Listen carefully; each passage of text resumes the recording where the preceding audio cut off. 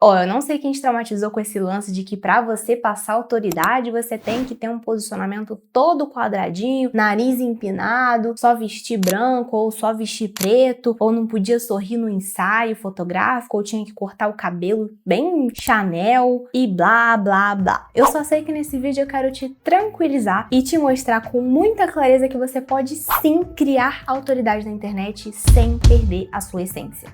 Que bom te ter por aqui, meu nome é Ana Pina, eu sou estrategista de sites e mentora de posicionamento digital. E nesse vídeo eu separei em 4 passos para você entender por onde começar a construir essa autoridade do jeito certo, o que você precisa definir no seu posicionamento para você ser de fato levada a sério, como criar conteúdos e narrativas com estratégia para você sair do improviso e vozes da sua cabeça, mas conteúdos que de fato atraem o público certo. E no final eu ainda vou ampliar a sua visão sobre como não depender só do Instagram para se posicionar. Vou entregar o ouro, então fica até o final para poder aproveitar e aplicar tudo na sua empresa. Vamos lá! Passo 1, anota aí, autoconhecimento da sua marca. Eu chamo de mergulho profundo na sua marca. Toda mudança, ela precisa de clareza interna, para você, a partir dessa clareza, saber qual rumo faz sentido tomar. Então, dentro desse passo 1 de autoconhecimento, quais são os pontos que você precisa anotar? Primeiro, quais são de fato os seus diferenciais de mercado? E aqui eu não tô falando do que você acha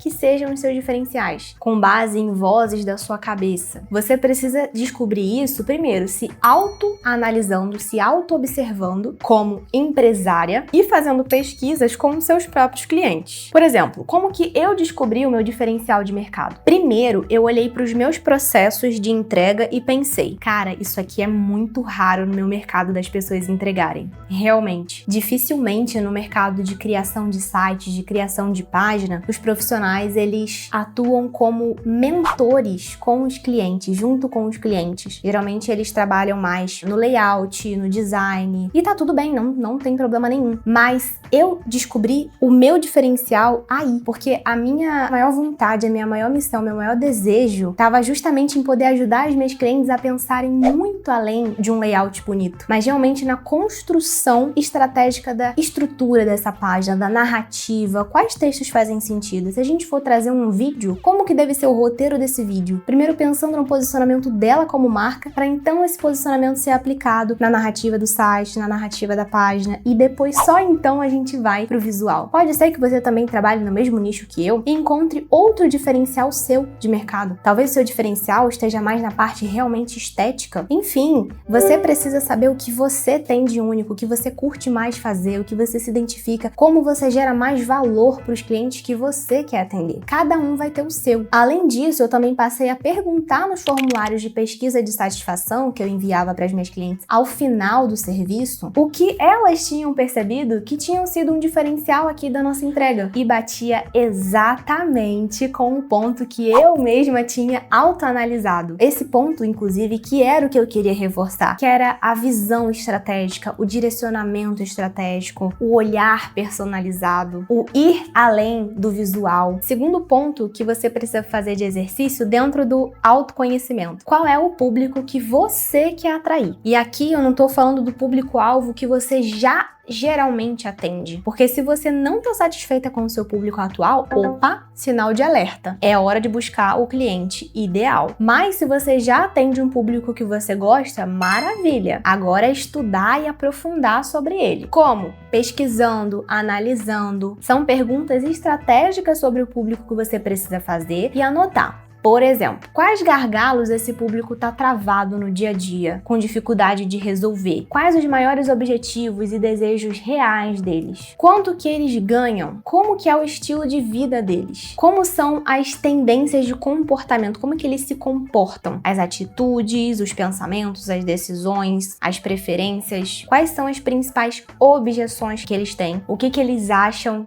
de errado, que não é bem assim dentro do que você entrega, dentro do que você defende, e que você vai lá com a sua visão e quebra essa objeção? Quanto eles estão dispostos a investir no produto, no seu produto? O que eles valorizam? Preço ou experiência? Essas são perguntas que vão começar a te dar clareza sobre o seu público. Presta atenção, sem esse mergulho profundo na sua marca, você corre o risco de construir um posicionamento, uma identidade visual, um ensaio de fotos, uma comunicação, um site que não se sustentam a longo prazo e não estão alinhados com a sua essência. Porque não adianta nada você começar tirando fotos que transmitem autoridade, mãozinha no queixo, nariz empinado, se elas não comunicam o seu diferencial, se você não se enxerga nelas e se elas não geram conexão com o seu público. Inclusive, me conta aqui nos comentários se você já passou por isso ou se você está passando por isso. Ana, fiz um ensaio que tô toda travada, não tem nada a ver comigo, tô vestindo blazer branco igual médico, sendo que eu não sou assim, tô num escritório super formal. Me conta aqui, tá? Porque eu quero te ouvir, eu quero saber o que tá acontecendo por aí. Passo 2. Depois de você fazer esse mergulho de autoconhecimento na sua marca, o passo é o posicionamento profissional. Para você ser levada a sério, você precisa mostrar o seu valor e comunicar a sua mensagem de forma clara e convincente. Então, aqui precisam ser definidos a sua postura, o seu tom de voz, a sua abordagem, as suas visões, para você projetar no seu conteúdo, nos canais digitais que você usar. Aqui é quando você deixa de se posicionar como uma amiguinha da audiência ou como uma profissional ali, mais ou menos rasa, genérica, que faz tudo, que não é tão vista. Deixa de ser uma amiga e passa a se posicionar como uma profissional amigável. Isso faz toda a diferença. Vou colocar aqui na tela um exemplo para vocês entenderem de uma mentorada minha, a Isa. Antes, ela se posicionava total como uma amiga da audiência. Um tom de voz mais infantil, fotos mais infantis, assim, fofinha, meiguinha. E quando ela me procurou, ela falou: Ana, eu preciso passar mais profissionalismo, eu preciso ser levada a sério, passar mais autoridade, mais credibilidade e vender os infoprodutos que ela gostaria de vender, e não só ser vista como alguém que tá fazendo um hobby na produção de conteúdo. Esse era o principal ponto. Tudo mudou quando a gente alinhou a postura, o tom de voz, o posicionamento dela para que ela passasse muito mais autoridade, fosse mais levada a sério. E conforme ela foi construindo isso, as pessoas até pediram para ela criar um curso, as pessoas pediram para ela criar um curso. Foi uma mudança da água pro vinho. Passo 3. Narrativas. As narrativas são as histórias que você conta na sua marca e na sua comunicação, no seu conteúdo, para atingir exatamente aquela fatia de público que você quer. E isso é muito importante que você tenha clareza de como fazer sem ser chata, sem ser agressiva, aquela venda que você se sinta incomodada. E uma narrativa assertiva e feita de forma autêntica, ela precisa passar por essa estrutura: gancho que chama atenção, história que conecta e o CTA que direciona. Direciona para algum link da bio, direciona para a pessoa comentar no seu post tal palavra. E quando você acerta na narrativa, você consegue ter resultados como o da Mari. A Mari, acertando na narrativa, ela já percebeu não só mais leveza, né, na forma dela produzir conteúdo, porque começou a produzir de forma mais criativa, mas também a partir desse conteúdo que ela gerou, essas narrativas assertivas que ela estava gerando, ela conseguiu mais clientes, mais pessoas aplicando na mentoria dela, manifestando interesse pela mentoria. Sendo que antes isso não acontecia, porque ela produzia um conteúdo mais amplo, não tão específico e não tão direcionado para atingir exatamente o público certo. Eu já tenho uma lista de alunos interessados na mentoria individual. Isso aconteceu de duas formas. Uma, obviamente, assim que o site, eu já sei que trouxe essas pessoas com mais consciência. E o segundo ponto é que elas também vieram por indicação de uma aprovada. E aí eu tô com 8 pessoas naquele formulário que a gente colocou no site. Dessas 8, eu tive retorno de 7 e 6 pessoas confirmaram que querem entrar na mentoria individual em janeiro.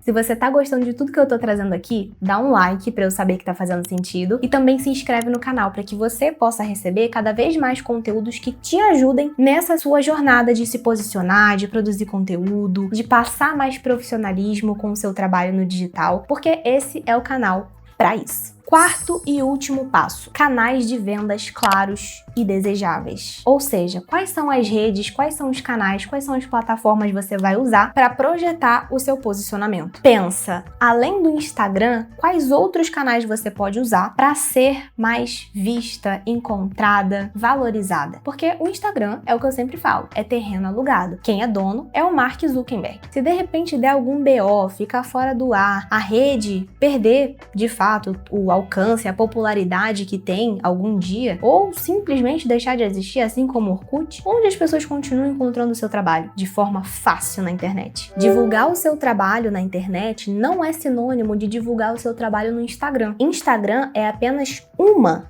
das plataformas, várias plataformas que existem no digital para você explorar e para servirem o seu negócio. Então, expanda a sua visão sobre os canais existentes e facilite a jornada do seu cliente, a jornada de compra do seu cliente, para acessar as informações, os seus serviços de forma clara e acessível. Isso envolve ter um site, ter uma página de vendas para aumentar a sua conversão, a clareza dos seus produtos, construir narrativas sobre cada um dos seus produtos que te ajudem a quebrar objeções e assim a pessoa já vem muito mais pronta, mais preparada, mais qualificada para comprar de você. Começa a pensar em outras redes sociais, LinkedIn, por exemplo, principalmente se o seu público for corporativo. Começa a pensar no YouTube, por exemplo, que é um canal que te gera demanda qualificada para aumentar o tempo de tela, a conexão com você, principalmente se o seu serviço for muito aprofundado, precisar de um contato mais aprofundado com você para então a pessoa sentir mais confiança. Começa a aplicar a estratégia de prospecção ativa como social selling, é uma conexão leve, genuína, humanizada, não é essa coisa agressiva aí de venda que ninguém aguenta receber no direct, não. Social selling nada mais é do que entrar em contato com cada novo seguidor qualificado, com cada pessoa que curtiu o seu post, aquela pessoa que tá de olho ali nos seus stories, que você vê que acompanha ali você, que tá engajada, que é qualificada, e começar a puxar assunto no direct de forma natural com essa pessoa, gerando valor, entregando mimos e conduzindo estrategicamente até uma ação de vendas ou alguma ação que faça sentido para momento daquela pessoa, para um próximo passo com você. Seja uma call, um serviço, um produto, uma masterclass ao vivo, uma sala secreta gratuita, ou seu canal do YouTube, ou uma newsletter, enfim. E aí, fez sentido? Aproveita e dá uma olhada nesses outros vídeos que estão aparecendo aqui na tela. Eu também acredito que vão te interessar bastante.